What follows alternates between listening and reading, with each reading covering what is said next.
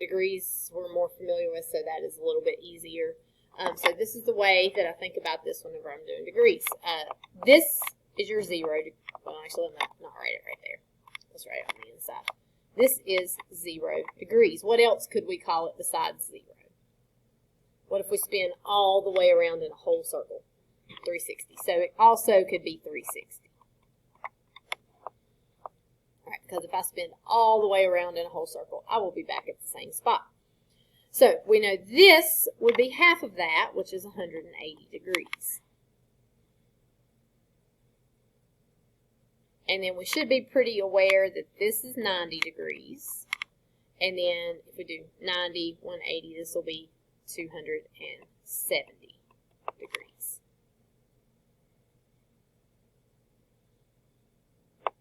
All right, so here is what I like to think about whenever I do this. I like to think about what would happen if I split this circle into eighths here. Okay, so that means I'm taking this angle from 0 to 90. I'm cutting it in half. What am I going to get? 45. So if you go around the circle in 45-degree increments, you've got 0, 45, 90. 90 plus 45 is going to be 135.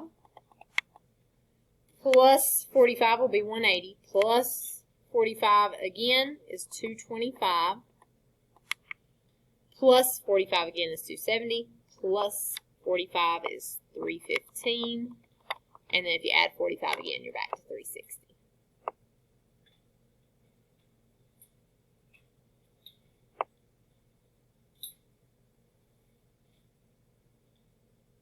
I'm doing that separately from these other little pieces right here. So now I'm going to think about, let me highlight this in green.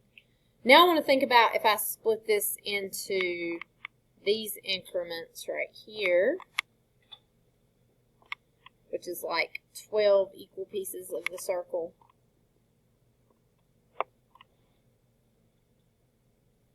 So if I go from 0 to 90 and I split that into 3 sections, because you're kind of ignoring that 45 degrees now. So if I split that into 3 equal sections, what's this first angle right here going to be? It's 30.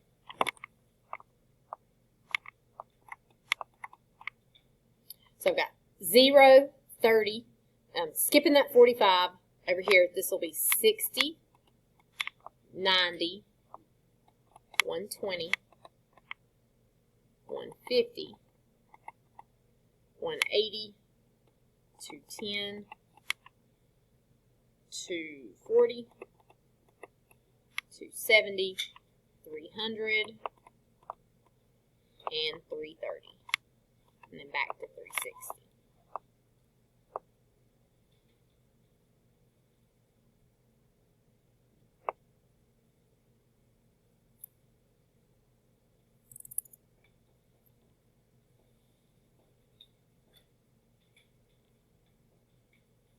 Okay, everybody okay here? Usually most students can get degrees pretty well. Usually, even if you don't like think about it, you can memorize these pretty well. You're already aware of like the 0, 90, 180, 270 sort of thing, so the others are not too bad to fill in. Radians are a different story. You can, on every single one of these, convert to radians. But especially since I'm not going to let you use a calculator on the unit circle quiz, because you could have possibly saved all your information in there. You cannot use a calculator. It's going to take forever to convert every single one of these. So this is the way I think about this for radians. So I'm going to start with the 30-degree angles. Okay? So I know that 180 degrees is pi. Right? So it would be pi radians.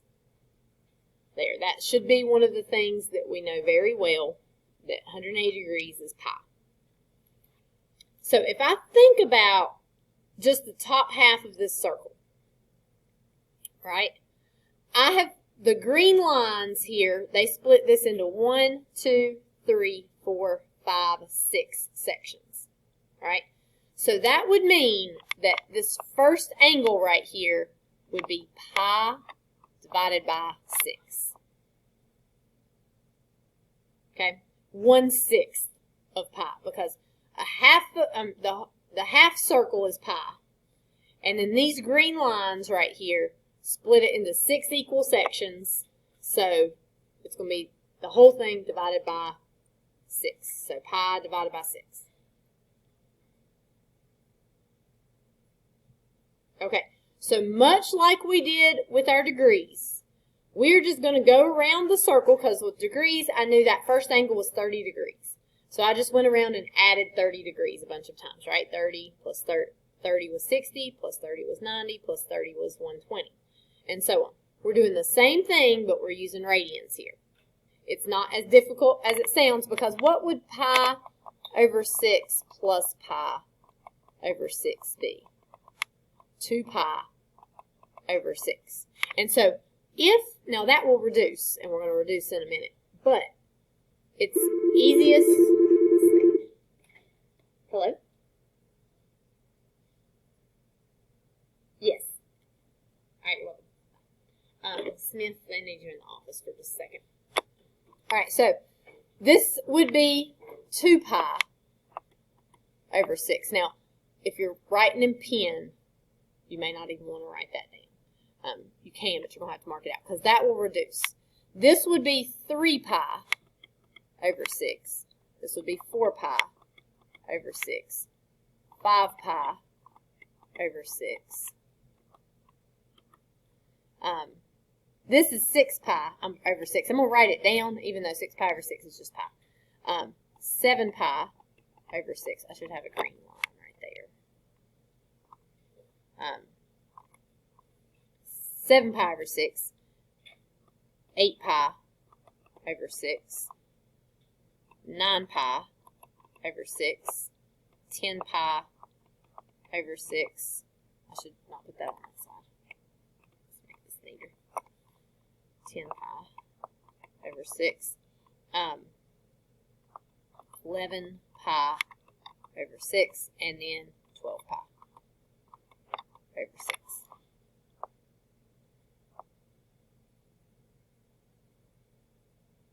Now, I don't want to leave it like this.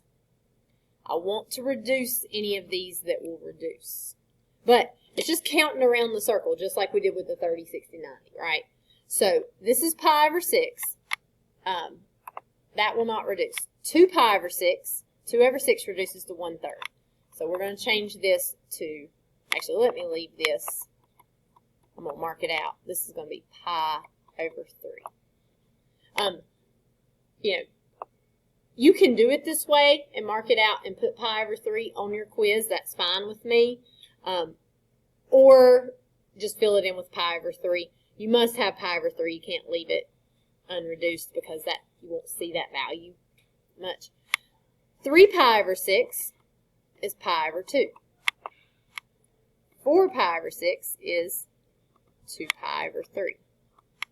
5 pi over 6 will not reduce. 6 pi over 6 is just pi.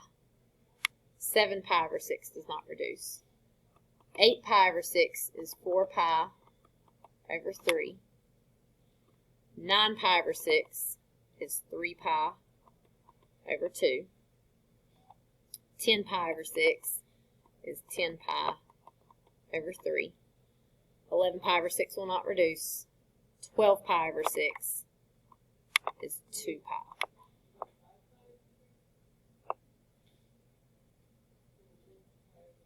Yes, that's what I wrote down. I may have said it wrong. Yeah, 5 pi over 3. I may have said over 6 there.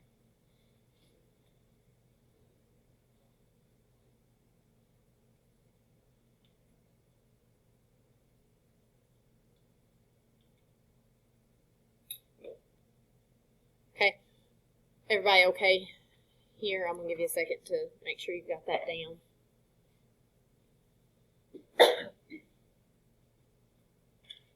In Smith, what we did here is this was pi over 6, so we just counted around 2 pi over 6, 3 pi over 6, 4 pi over 6, 5 pi over 6, 6 pi over 6, 7 pi over 6, 8 pi over 6, 9 pi over 6, 10 pi over 6, 11 pi over 6, 12 pi over 6. But a lot of those will reduce. So like 2 pi over 6, we went back and reduced it to pi over 3. And 3 pi over 6 reduces to pi over 2. So that's why we have several marked out. The stuff I have marked out, preferably you wouldn't even put it on the quiz. You would just go ahead and reduce it. But you can mark, if you mark it out and do it like that, that's fine with me. Just make sure you mark it out and do reduce it. Don't forget that part.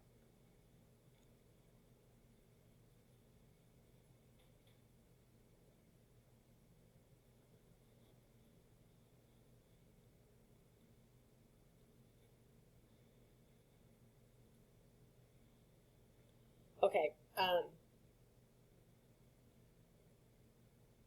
You can't really see those yellow. Let's make it bigger.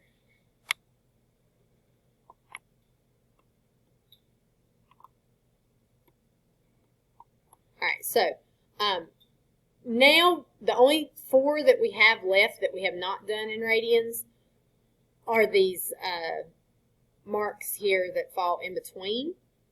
So we're going to do the same thing we did with the 45 degrees here.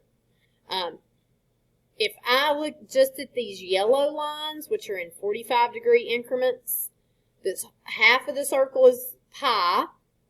So this would split this into 1, 2, 3, 4 sections. So 45 degrees is going to be pi over 4.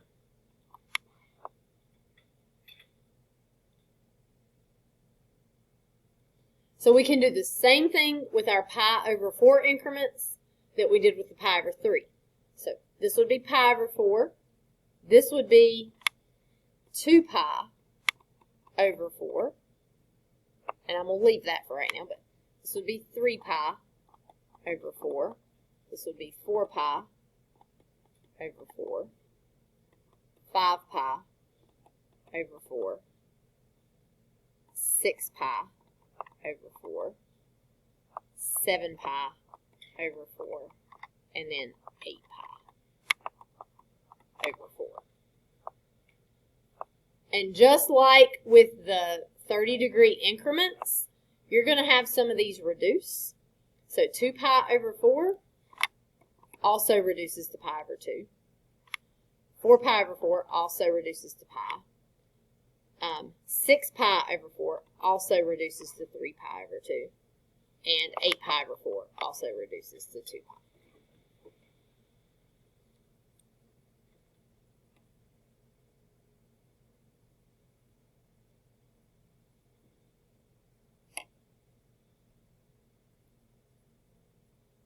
Now, there are lots of different ways to memorize this. This is the way I think about it because it helps me think about what is happening here, how to do this, particularly with the pies, what's going on there. But you can probably find 15 songs on the internet about memorizing this, several tricks and different ways of memorizing this. So, you got to have it memorized. Any way that you do that is fine with me. I like thinking about it logically because I think not only does it help you memorize it or at least be able to fill it in, it also helps you understand what's going on there. But I'm not against tricks and songs and games or whatever you can do to come up to be able to memorize that. So you will need to put radians, you will need to put degrees on your unit circle. Now we need to figure out what in the world goes on the edges here. So I've got some notes we're going to fill in for this. You want to keep that unit circle out because you will be using it also as we go along.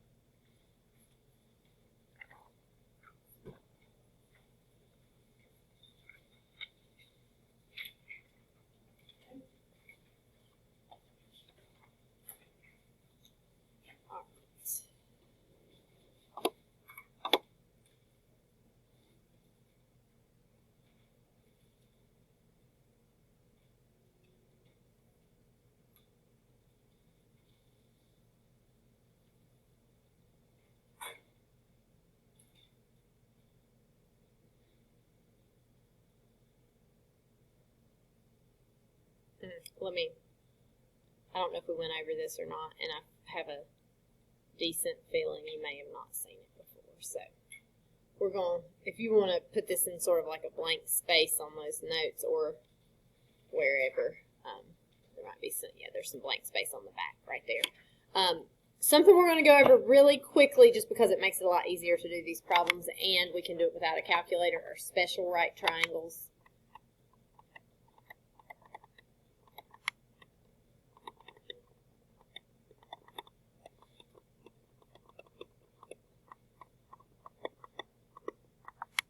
So, the first one we're going to look at is a 45-degree, 45. Oh, why is it doing this to me?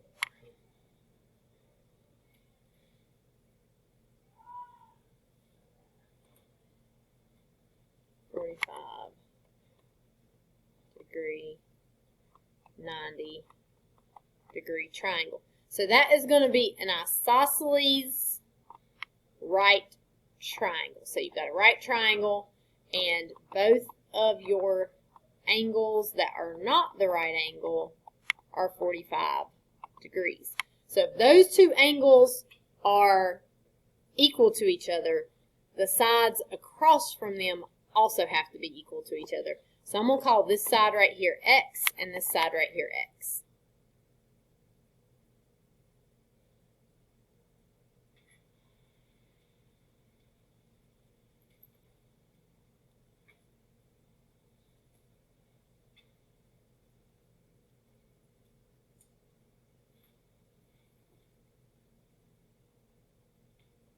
Okay, so, all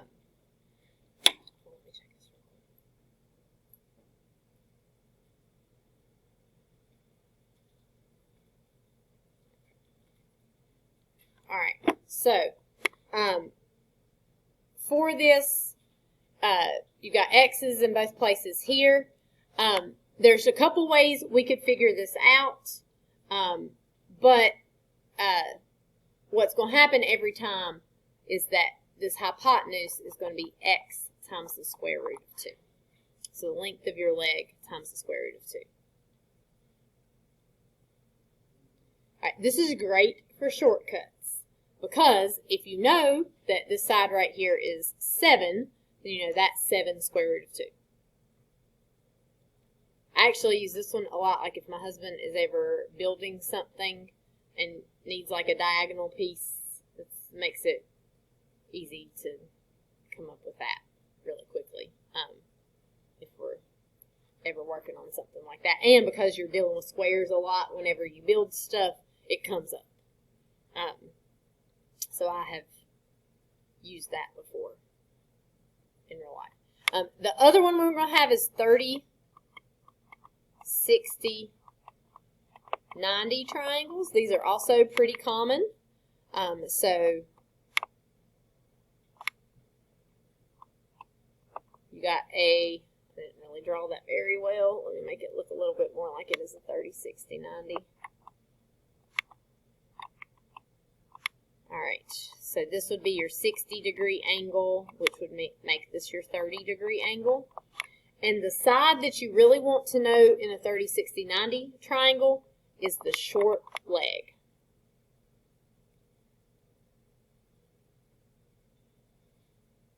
And if you know the short leg of the triangle, the hypotenuse will be twice the length of that short leg. And the longer leg is going to be the short leg times the square root of 3. So if you know the shorter leg of the triangle, then that makes finding the other two really easy.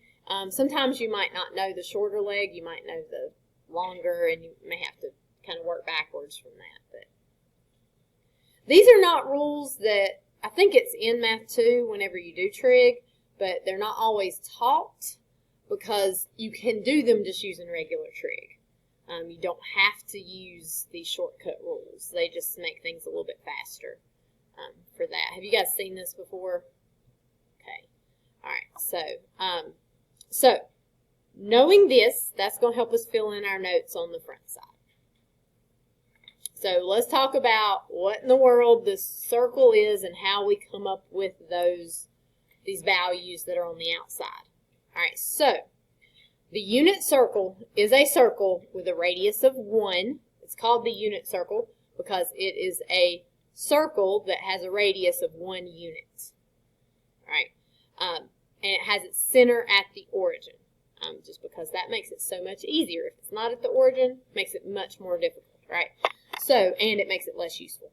So, center at the origin, a radius of 1. So you can see on here that this goes up to 1, over here to -1, over here to positive 1, and down here to -1. All right. So what I want us to do first is think about this 30-degree angle. We actually, let me see if I do. I don't think I do that on these notes. Actually, let's go ahead real quick. If this is the case, right, let's go to our unit circle real quick. And I want to think about if this x coordinate right here is 1, this is -1, this is +1 right here on your y-axis, this is -1. Let's go ahead and fill in these 90-degree angles, right, the axes. So what if this is at 1 on the x-axis? What are the coordinates of that point right there? Our x-coordinate would be 1. Our y-coordinate would be 0. So think about graphing it, you know, like this is 1, this is -1, this is -1, this is +1. If you're graphing this point right here, sometimes pulling the circle away from it helps you think of it a little bit more. If you're graphing that point, its coordinates are just 1, 0, right? So up here, our coordinates are 0, 1, right? Coordinates of this point right here, if you're just graphing it on the coordinate plane, that's 0, 1. All right, right here at 180 degrees, we would have -1, 0. And then down here at the bottom, we would have 0, -1.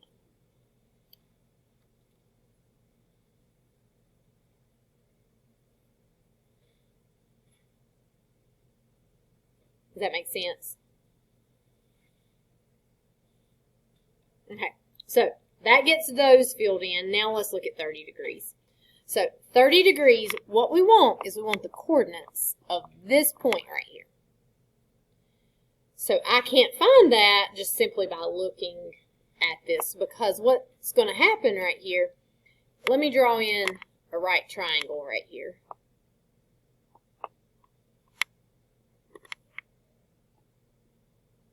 Okay, so right here, my x-coordinate is going to be whatever the length of that side right there is, because from 0 over here to this edge, that's going to be x. So that would be my x-coordinate, right? And then my y-coordinate of this is going to be the length of this vertical side right here. That's going to be the y-coordinate of the graph. So I've got an angle. Do I know any of the sides? I do. What is it? 1. The hypotenuse is 1 because this is the unit circle, right? Which means the radius of this circle is 1, which means from the center to the edge of the circle is 1. So the hypotenuse on anything you draw here is going to be 1.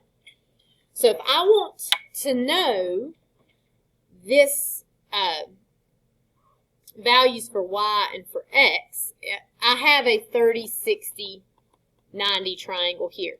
They did not give me the shortest side. That's y is what I would really like to have, but they did give me hypotenuse, right? So the hypotenuse is twice the shorter side. So if they gave me hypotenuse and I want to get back to the shorter side, what should I do? Divide by 2, right? So that means y is going to equal 1/2. All right, so this right here is going to be 1/2. And then my special right triangles tells me if I want to find the longer leg now, I just need to multiply by the square root of 3. So 1/2 times the square root of 3 would be, that'd be over 1, we'd get square root of 3 over 2. So that the length of this side right here is square root of 3 over 2, which means that my coordinates up here, my x coordinate is the square root of 3 over 2, and the y coordinate is 1/2. And if you kind of think about this, if you think about that triangle there, if you think about the x coordinate and the y coordinate here, obviously on this, the x coordinate is going to be bigger than the y coordinate because you go further to the right than you go up. So square root of 3 over 2 is bigger than 1/2 if you got decimal approximations for that. So that may help you remember that as well. So let's put this on the unit circle because what we just found are the x and y coordinates for the unit circle. So this is going to be right here, square root of 3 over 2 and 1/2. I know it still seems like nonsense. Like, why do we want those? Why do we want those points? But eventually we're going to get there. Okay, we all right here? All right. Now let's look at 45 degrees. Same picture. Still the unit circle. So if I draw in a right triangle like I just did,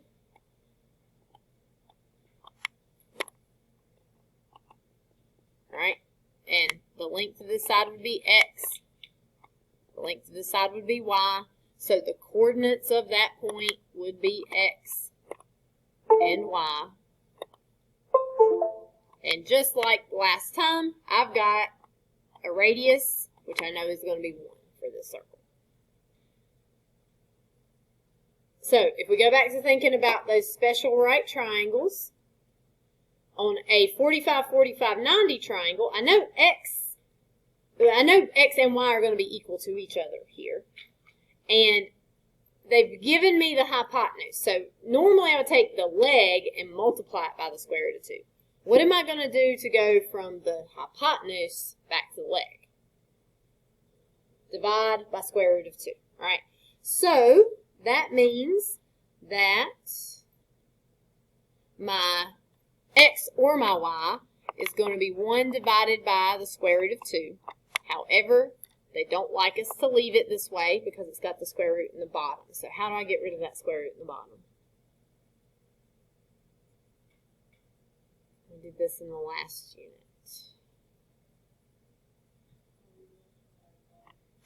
Multiply by square root of 2 over square root of 2. Right, rationalize that denominator. That's going to give you a square root of 2 in the top. And on the bottom, square root of 2 times square root of 2 is just going to equal 2. So x and y are both going to equal square root of 2 over 2. So the coordinates of this point right here are going to be square root of 2 over 2, square root of 2 over 2.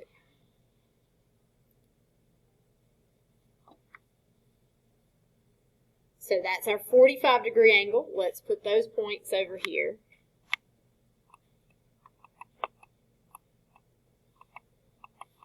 Onto our unit circle. It seems like we have so far to go, but we are actually very close to being done with the unit circle here. Because it's going to go really fast once we get our 60-degree angle there. All right, last one. Oh, wait. Why did I put that there? Okay, you guys did converting the other day. Oh, no, here it is. I just didn't need to scroll down. It's on the same page. Thought I'd done something wrong there. Okay, so x and y, again, x and y.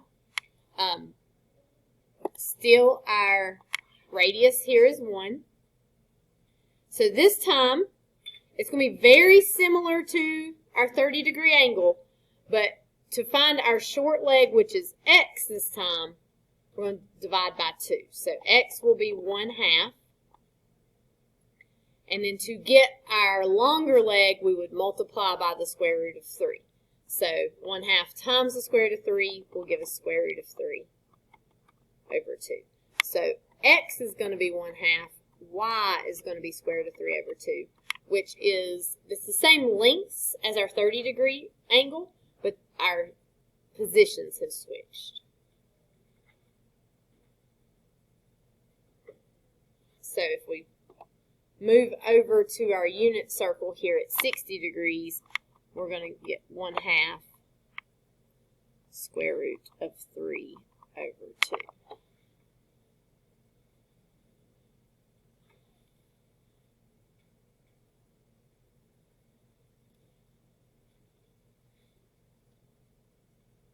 Okay, so for your unit circle, this is all you really have to know, and then you can fill in the rest of it just using symmetry.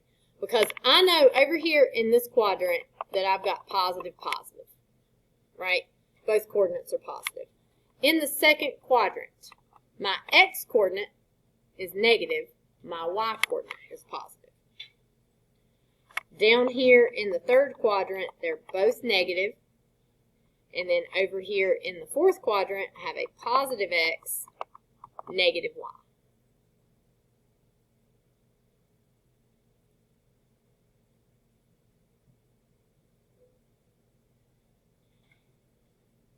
So if I take this point right here, 1/2 square root of 3 over 2, and I flip it over that y-axis, the y-coordinate is going to stay the same. It's going to be square root of 3 over 2, but the x-coordinate will be negative.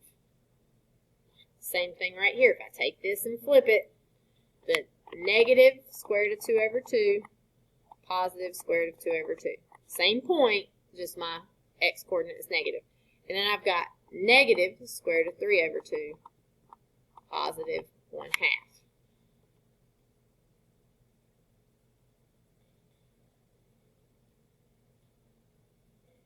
And you can do this however you would like. If I take this point, square root of 3 over 2, 1/2, and flip it over the x-axis, then the x-coordinate will stay the same, square root of 3 over 2, but the y-coordinate will now be negative. And so I'll do that same thing here, where all my y-coordinates are negative, but the points are just corresponding to what I already had. And now you can think about just switching over here. You're just going to have negatives for both.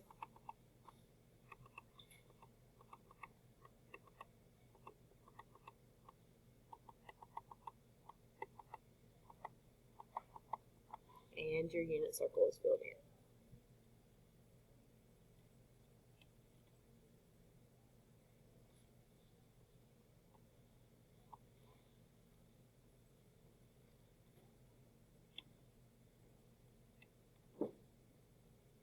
And mine is a little messy here, particularly where I did all that marking out. If you are afraid you messed up, you may want to you can just go Google the unit circle and double check and make sure that you've got all of these points correct. If you can memorize the first quadrant, then the rest of it should just fill in using symmetry. So, like I said, I could not tell you 11 pi over 6 right off the top of my head. But if you give me a second, I can think about it and know that pi over 6 is root 3 over 2. So 11 pi over 6 would also be root 3 over 2.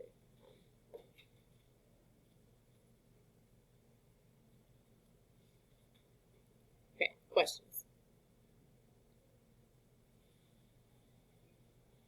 Okay. We're about to do that. Yeah, the x equals and y equals we're about to do. Okay. We're going to skip this because you have already done some of those yesterday. And there's a picture of the blank unit circle, but I used the other one. All right, so there are a few more things that we need to know. Hold on, what did I do? Oh, wait, hold on. Okay, let's use this blank unit circle. I'm just going to pick, I'm going to pick 60 degrees, okay? So right here, I'm going to draw 60 degrees. on this. And let's answer that question, what about that x and that y? So, I know that the coordinates of this point are 1/2 and square root of 3 over 2. Right? So, we're going to have that memorized. That's 1/2 square root of 3 over 2. Let's talk about why that is going to be useful for us. All right.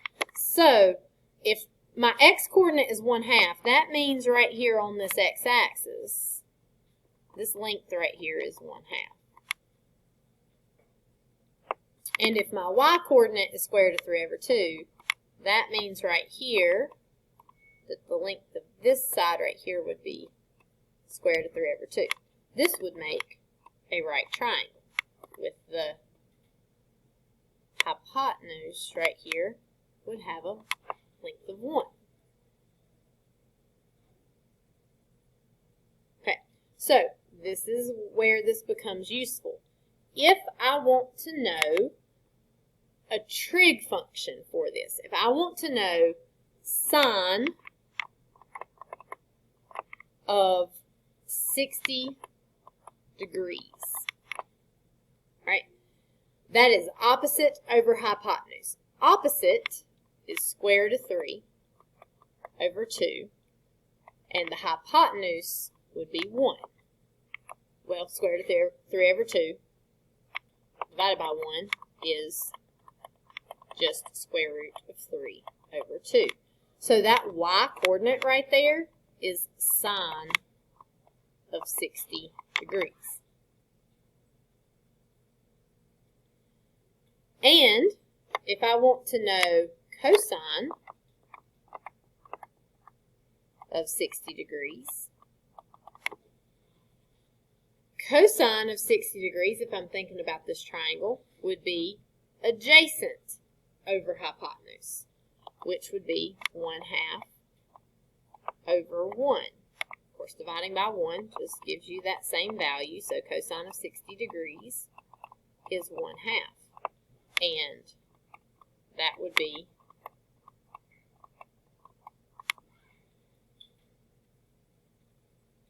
here.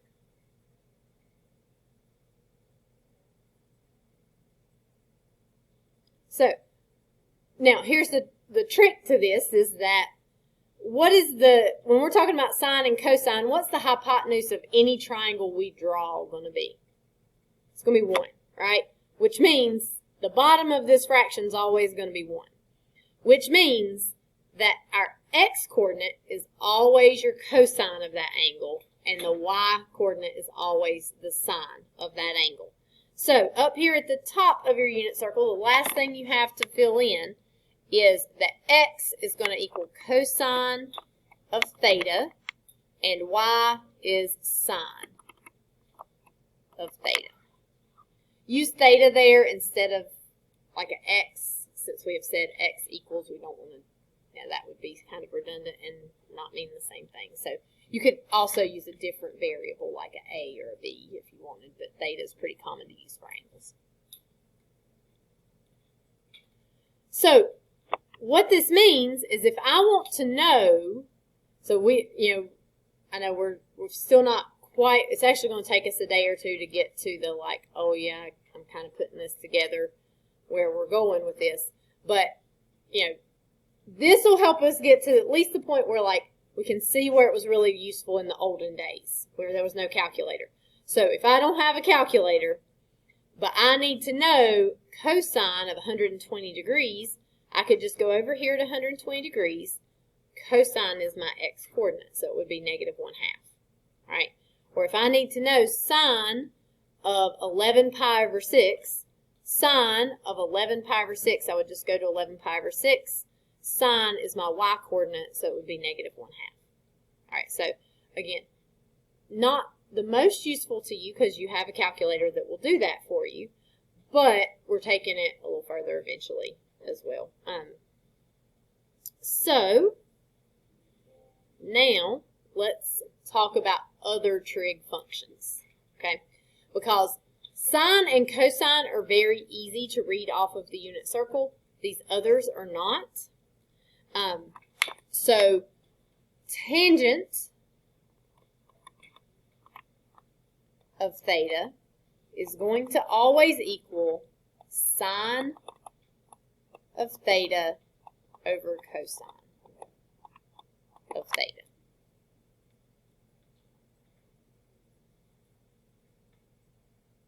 Now, for this one, I'm going to show you why that is.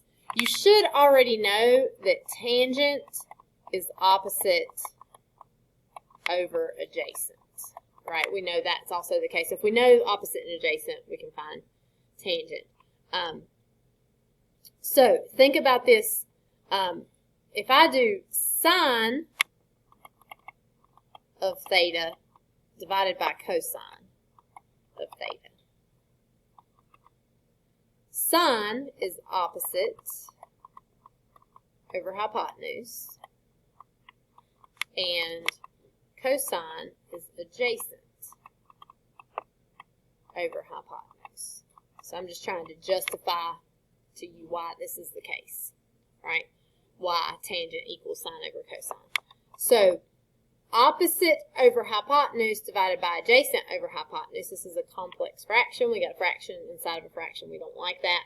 So dividing fractions is easy as pie. Flip the second and multiply. So this would be the same as opposite over hypotenuse times hypotenuse over adjacent. What happens with the hypotenuse on the bottom and the top here? They are going to cancel out. If we just go straight across, we have opposite over adjacent, which is tangent, right? So, it is true, and been logically proven here, that tangent is always going to equal sine over cosine. Okay? I could do the same thing for the rest of these to justify why it's the case. I'm not going to for the sake of time. Secant of theta, which, have you guys seen secant before? SEC theta. I'm thinking it may be new. Okay? Secant is going to be 1 over cosine of theta.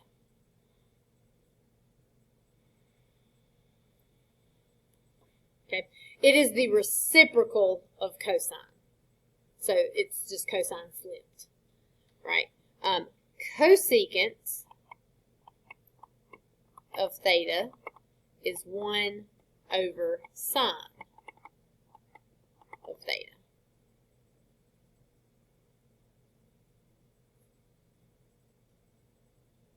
And cotangent of theta, which is COT theta, can be two different things. It can be 1 over tangent of theta, but the one that's going to be more helpful to us for dealing with the unit circle is going to be cosine theta over sine theta.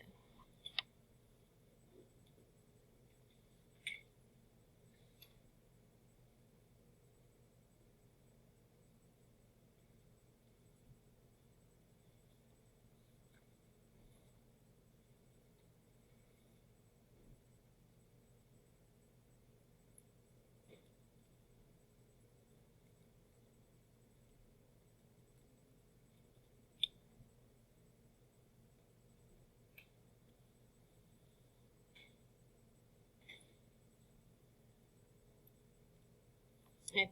So these are things that you're going to need to have memorized because you will be expected to answer tangent, secant, cosecant, cotangent problems. What I find helpful to help me remember secant, cosecant, and cotangent, because they are not ones that are super, like they're not used a lot, so you're not going to see them as often, is I remind myself that there must be a co with every pair, right, with every two things that goes together. So, now one would think sine and cosine would go together. They do not. That would be too easy, I guess, if you were naming this. So, sine and cosine do not go together. But tangent and cotangent do go together. They sound like they go together if they do. So tangent is the reciprocal of cotangent. So tangent is sine over cosine. Cotangent is cosine over sine. They're flipped. Secant is going to have to go with cosine. It cannot go with sine, because then you'd have secant and sine, and you wouldn't have a co in that pair. All right. Cosecant has to go with sine, because it can't go with cosine, because cosecant and cosine would have two cos, which is not possible. Only one co with each pair. And no matter how much it sounds like they should go together, sine and cosine don't.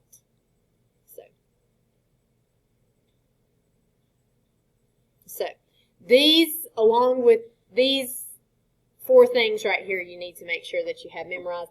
You will need them for your quiz that we have on Thursday. Most students are usually got it. It's not, once we start doing some of these problems, I think you'll memorize them pretty quickly.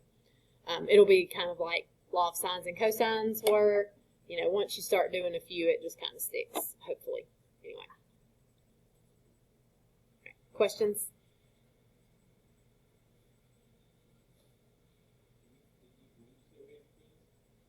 Friday. The unit circle quiz, blank unit circle, is going to be Monday. Friday, we are going to have a quiz on what I'm about to do with you right now, but you will still be able to use your filled-in unit circle. You don't have to have it memorized. You'll be able to use that paper that you've got right there. So right now, I would expect that you guys, to do these problems we're about to do, are going to probably still need to look at that unit circle. I know you've seen it before. If you're super good, maybe you still have it memorized for Math 3, but I am skeptical that that is the case for anybody, because usually students do not have it memorized. So I've just copied and pasted a picture of the unit circle here. All right, and we're going to do several of these problems. I did all of these in radians. I did that because I think students usually have a lot harder time with radians. I could have asked the same questions with degrees, and you'll see some on your homework that are in degrees. Sine of pi over 2 is the same as asking sine of 90 degrees. But usually students can do the degrees pretty well, so I don't focus on them and what we go over in class.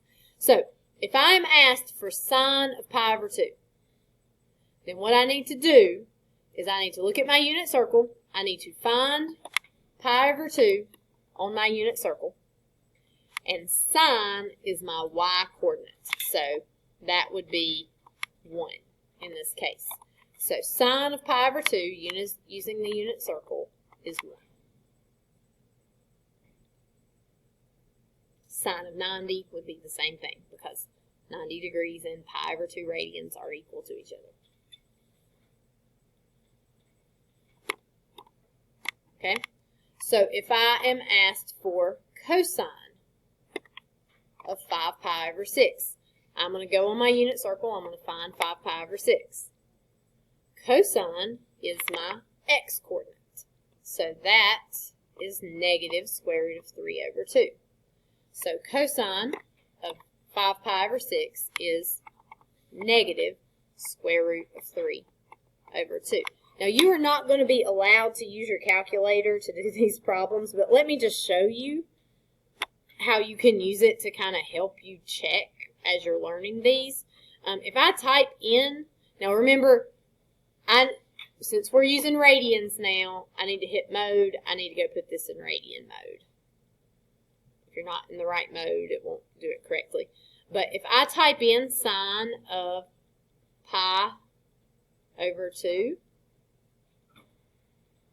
it'll give me 1, right? The calculator can do this for you, but we are learning this so we understand how that unit circle relates to the other stuff that we're going to learn. Cosine of 5 pi over 6, 5 pi over 6, gives you this decimal, which you probably don't recognize, but if you type in negative square root of 3 divided by 2, you'll get that same decimal. All right, so this is programmed into your calculator. So this is not the most useful to you as far as like what we've done so far, because your calculator has it programmed into it. But you can definitely see if you didn't have that calculator how this will be helpful, because you'd be able to find those values there. I know you're not always going to have a calculator argument is no longer valid and not convincing to students. It used to work. It used to, like even in my day, it was the case. You didn't always have a calculator on you, because to have a calculator on you in my day, you were going to have to carry a calculator. And most people did not carry a calculator. Now, they made really nice, small, cheap calculators you could carry if you want. But now that everybody has phones, that argument is out the window. I realize you're going to always have probably a graphing calculator, because you can put Desmos on your phone and have a graphing calculator on your phone at all times. This was very important, and we are going to connect it to the next stuff we're doing as well. So, sine of negative pi over 3. Now, we haven't done any negative angles yet. Not really. But negative pi over 3 means that we're going to go pi over 3 in the opposite direction. Okay, so there are two ways that you can deal with negative angles. The first way is to just look at it and think about what is happening on the unit circle. All right, so if I just look at it here, pi over 3 is right here. It's this distance, but that would be positive pi over 3, right, if I'm going in that direction. So negative pi over 3 would be that same distance, but in the clockwise direction. It would get me right here. Now, if it's small angles, I think that's the easiest way to think about it. So, sine of negative pi over 3 is the same as sine of 5 pi over 3. Okay, so where pi over 3 would be right here, where I would start at 0 and go this far, negative pi over 3 is that same distance, but in the opposite direction. So in the clockwise direction here. So you end up at the same spot as 5 pi over 3, right? So sine of 5 pi over 3, we can read off of the unit circle really easily. It is our, let's see, sine is our y coordinate. We also get negative square root of 3 over 2 for this.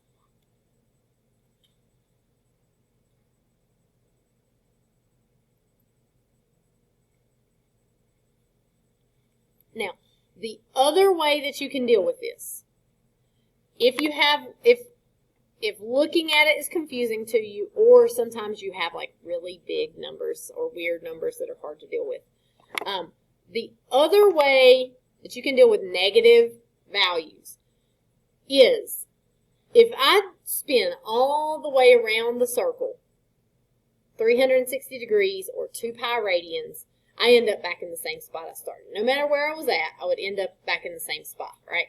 So what we can do is we can always add or subtract a full rotation, and we'll get what we call a coterminal angle. That would be our 5 pi over 3. It means it's in the same spot as the angle that you're being asked for. So the other way we could do this is we could do negative pi over 3.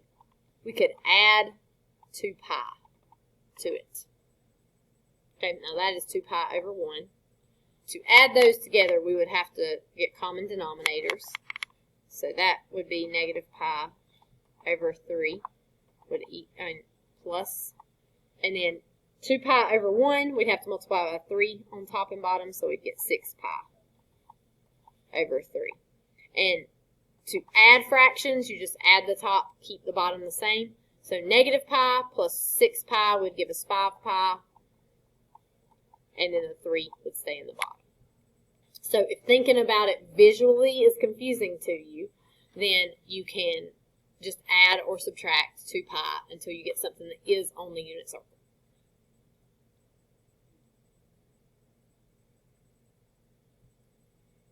Question?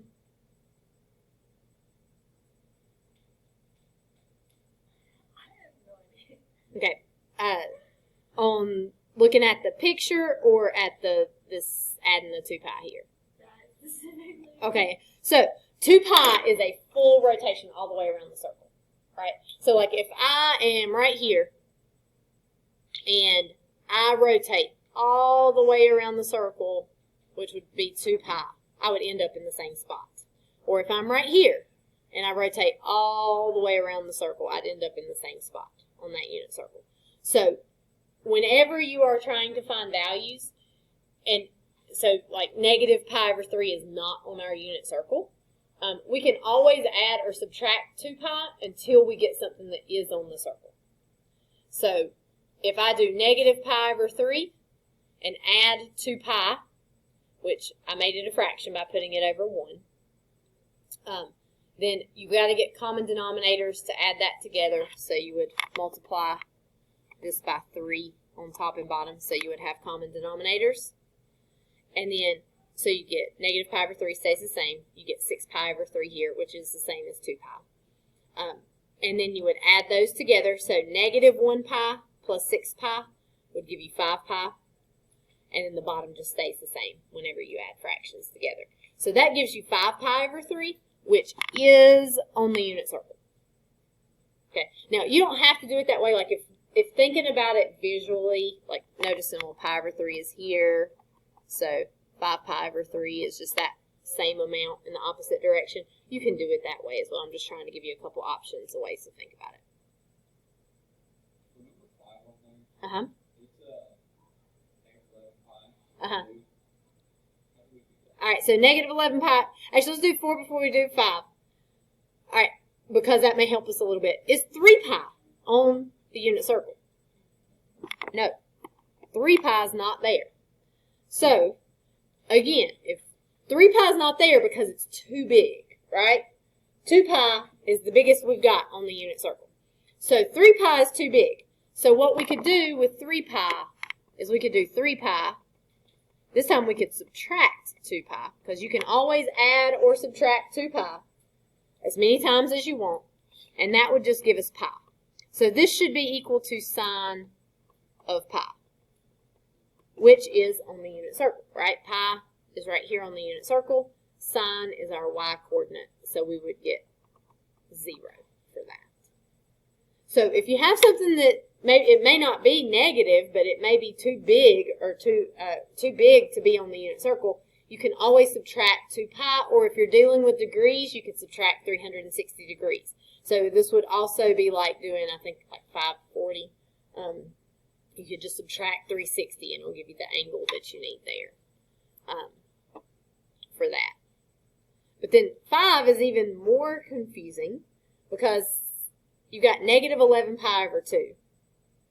Which you can't really think about the same way you did negative pi over 3. So unit circle, it's going to be hard to see. So you can do negative 11 pi over 2, and we could add 2 pi. I'm adding because negative 11 pi over 2 is too small. It's negative, it's too little to be on the unit circle. So if I add that together, I've got to get common denominators, so it's going to be negative 11 pi over 2 plus 4 pi over 2, right? Because we'd have to multiply by 2 on top and bottom to get the common denominator there. This, negative 11 plus 4, is going to give me negative 7 pi over 2. Still not on my unit circle, right? But it doesn't matter whether you rotate around once or rotate around 7 times. You end up at the same place.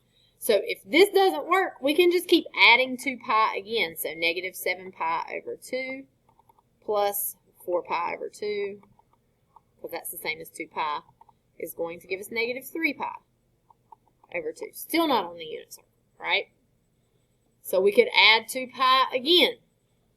Negative 3 pi over 2 plus 4 pi over 2 is going to give us pi over 2. Finally, something that is on the unit circle.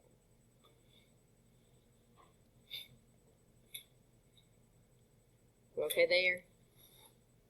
All right, so we would find cosine of pi over 2.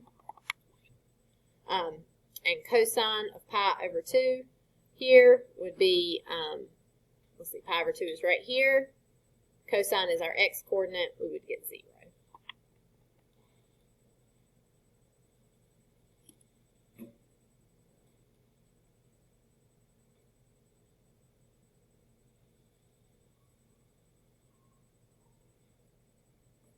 Okay, questions so far? All right, 6 is a fairly straightforward problem because 3 pi over 4 is on the unit circle. Let's see, Monica, what would we get for sine of 3 pi over 4? Very good. Square root of 2 over 2. We would just go to 3 pi over 4, which is right here. Sine is your y-coordinate, so that is square root of 2 over 2, right there. Oh boy, tangent is not on the unit circle. Pi over 4 is on the unit circle, so at least we don't have to do anything with that. So pi over 4, we would be looking right here. But tangent's not on the unit circle. So if you get tangent, secant, cotangent, or cosecant, you're going to have to do a little bit of work. Now, our rules we just did on the last slide told us that this should equal sine of the angle, so sine of pi over 4 over cosine of pi over 4. Okay, sine of pi over 4 is square root of 2 over 2. And cosine is also square root of 2 over 2. So I could divide fractions easy as pi, flip, second, multiply, but what is something divided by itself, no matter how complicated it is? There's just going to be 1 for that.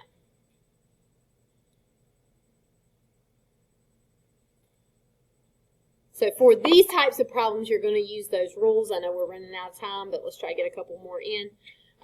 Secant of pi over 2. So again, pi over 2 is on the unit circle, so that is helpful to us. We don't have to think about where it's at. It's pi over 2. Right here is where we're looking. Secant is not on our unit circle, but secant is 1 over cosine of that angle. So 1 over cosine of pi over 2. Cosine of pi over 2, in this case, is 0. What is 1 over 0?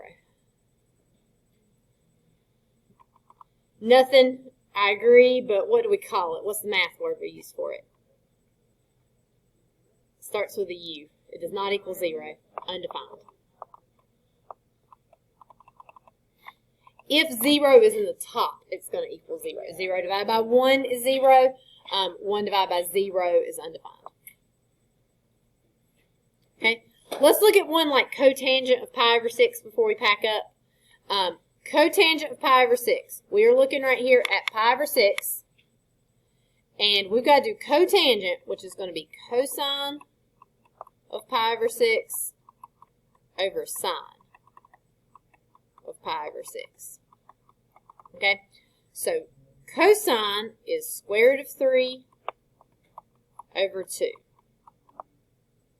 And sine at pi over 6 is 1/2. Now, technically that is what this equals, but we don't want to stop here because I don't want complex fractions. I also want it to be rationalized. So, dividing fractions is easy as pi. Flip the second and multiply. So we're going to have square root of 3 over 2 times 2 over 1. These 2's right here will cancel. And we will just get square root of 3 over 1, but that will be square root of 3 for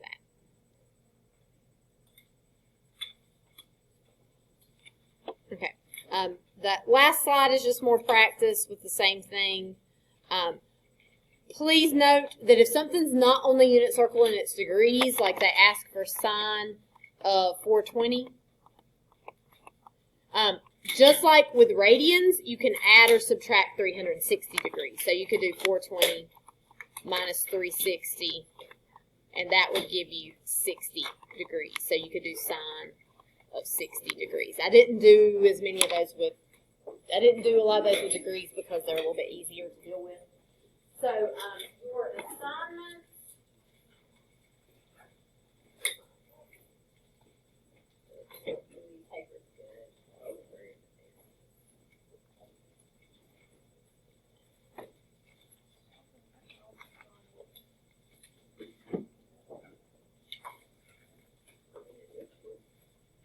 You do not have to fill in the chart at the top of this. You just have to do the problems. The key is posted. There are 2 answers on the key that are wrong. I have put which ones those are on Canvas, so if you look on the description before you click on it, it tells you the 2 that are wrong. It's a PDF and it's not mine, so I can't change it. So they should all be correct except for those 2 I have listed on Canvas. So don't email me about those 2. I know they're wrong already. On that key, I just can't change it for that. So this worksheet is your homework. Again, you don't have to fill in that table. You just need to answer the questions. The key is posted, so please